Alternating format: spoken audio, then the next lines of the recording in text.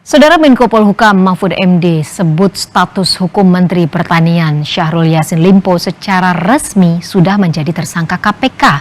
Informasi tersebut didapatkan Mahfud melalui laporan resmi yang diberikan KPK kepada dirinya.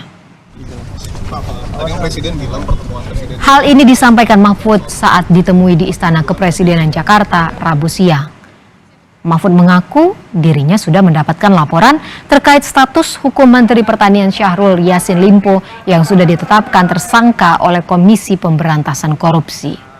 Saat ditanyakan terkait mentan Syahrul Yassin Limpo yang dikabarkan hilang kontak di Eropa, Mahfud mengaku tidak mengetahui posisi mentan berada.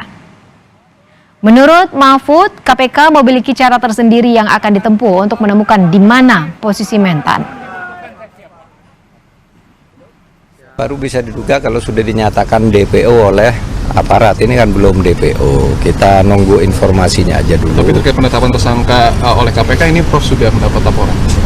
Bahwa dia sudah tersangka, ya saya sudah dapat informasi.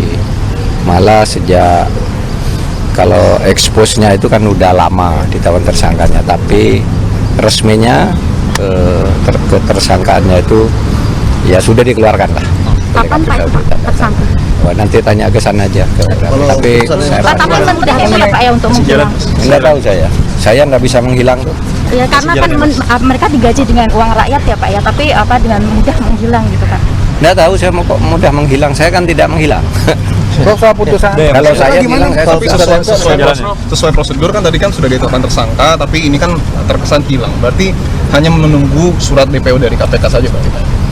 iya, mestinya dicari dulu. Ya, kalau sudah pasti tidak ketemu jejak, misal atau ada di suatu tempat yang secara yurisdiksi berada di luar kewenangan KPK kan mesti DPO.